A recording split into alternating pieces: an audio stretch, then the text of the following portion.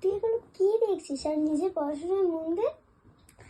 তোর না এই যে বলবি এখনকার টক্সিক গুলো যে হ্যান ত্যান দিয়ে, আর তুই নিজের পড়াটা কর, আর আমি যেটা করছি বেশি জ্ঞান বিজ্ঞান দিস। তোর মনের ভিতরে টক্সিক ঢুকে ঢুকে ঢুকে কাদা হয়ে গেছে। এখন পড়াশোনার মন দে, তোর ওই ফোন দেখার বয়স এখন পড়াশোনার মন দে। আরে চুপচাপ পড়, না হলে ফোনটা না নালিতে ফেলে দেবো। তোর সাহস কি হয়? চুপচাপ পড়। আরে চুপচাপ পড়বি, কোনো কথা না বলে তুই চুপ করে দাও।